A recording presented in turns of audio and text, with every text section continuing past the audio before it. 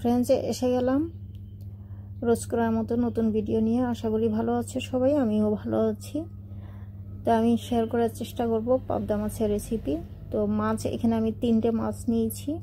বড় সাইজ যেগুলো সেগুলো আমি 2 টুকরো করে নিয়েছি, আর যেটা মিডিয়াম আছে সেটা আমি গোটাই রেখেছি। নুন দিয়ে ভালো মতো করে ডলে ডলে ধুয়ে নিচ্ছি, কারণ পাবদা মাছের গায়ে একটা ময়লা থাকে, সেটা ডলে নুন দিয়ে ডলে পরিষ্কার করে নিতে হয়, নইলে ওটা ভাল লাগবে না।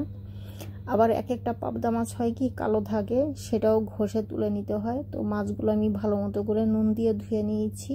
এখন নুন, হলুদ, লঙ্কা পাউডার মেখে আমি মাছগুলো ভেজে নিব। একটু তাড়াহুড়ার মধ্যে আমি দেখাবো এটা। তো এই রান্নাটা সর্ষের তেলে হবে। আমি সর্ষের তেল দিয়ে দিলাম। সর্ষের তেল দেওয়ার আগে আমি প্যানটা গরম করে নিয়েছি। সবসময় চেষ্টা করবে পাবদা মাছ ফ্রাই প্যানে, নন স্টিল ফ্রাই প্যানে ফ্রাই করার জন্য, কেন কি পাবদা মাছ নরম তো ভেঙে যাওয়ার ভয় থাকে বেশি। অ্যালুমিনিয়ামে এই মাছটা ফ্রাই করা একদমই যায় না। আর যারা পাকা রাঁধুনি আছো তারা পারবে সবটাতেই ফ্রাই করতে। যারা নতুন আছো তারা নন স্টিল ছাড়া এটা অন্য কিছুতে ফ্রাই করতে যাবে না, তাহলে মাছটা ভেঙে একদম হালুয়া হয়ে যাবে। মাছটা এতটাই নরম, যারা পাবদা মাছ খাও জানো। তো এদিকে আমি যে মাছটা আগে দিয়েছি, আগে উল্টো করেছি। আর লেজের পাটটা অত বেশি ভাজতে লাগে না, ওটা অনেক পাতলা থাকে, ওটা আগেই নামিয়ে নিতে হয়। আর মাথার কাছে যেটা ওটা একটু মোটা থাকে, ওটা একটু ভালো মতো করে ফ্রাই করে নেওয়ার চেষ্টা করবে। তো আগে আমি এই গোটা মাছটা দিয়েছি, তো এটাই আমি আগে নামিয়ে নিচ্ছি।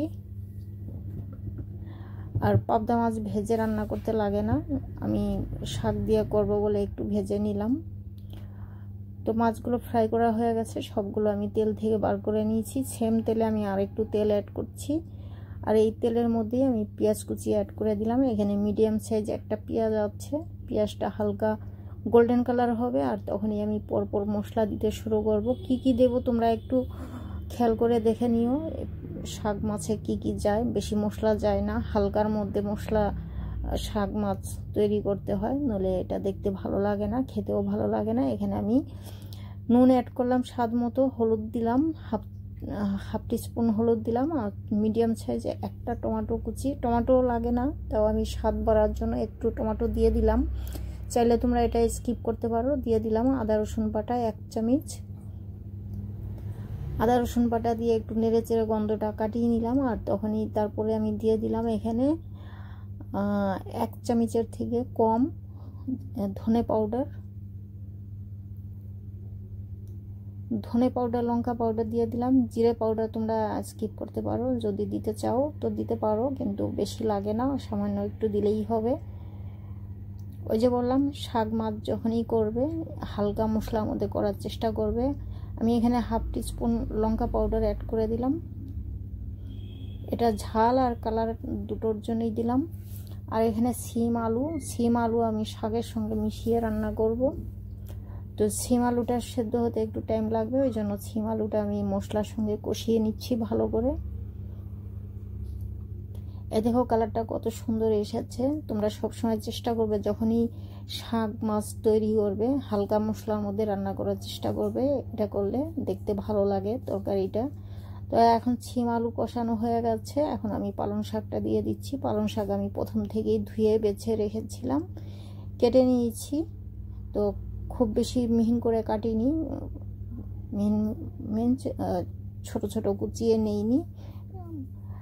যেই মাছের সঙ্গে যে শাকটা যাবে সেই শাকটা অত বেশি কুচাতে লাগে না।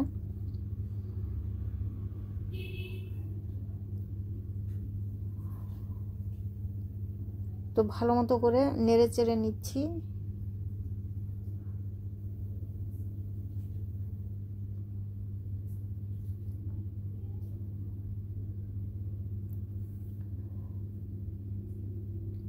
তো শাকে জল উঠে, জলটা একটু টেনে নিলেই আমি এখানে ঝোলটা দিয়ে দিব।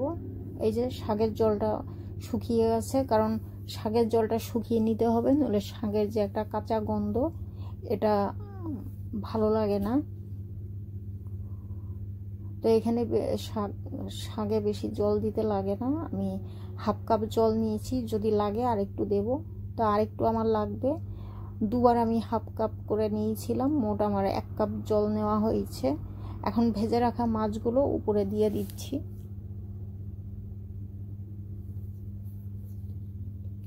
তো সবজির উপরে যখনই মাছগুলো দেবে, সবজি দেখবে ভালো মতো করে নাড়ার দরকার নাই, উপরে ছড়িয়ে দিলেই হবে। আর এখানে বেশ কিছু কাঁচা লঙ্কা অ্যাড করেছি আমি, কাঁচা লঙ্কাগুলো ঝাল কম, ওই জন্য বেশি করে দিতে হয়েছে।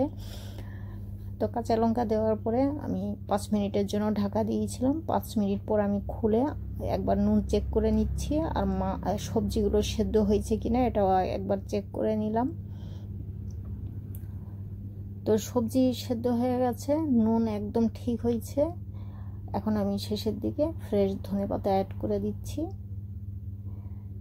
শাক দিয়ে ঝোল করবে, মাছের ঝোল, ধনেপাতা দিতেই লাগবে, নইলে এটার স্বাদ অতটা লাগবে না। ধনেপাতাটা দেওয়ার চেষ্টা করবে।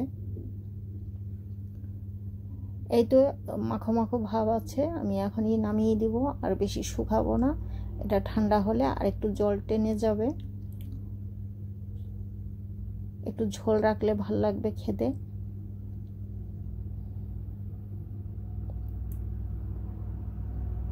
তো গ্রেভিটা এরকমই রাখতে হবে।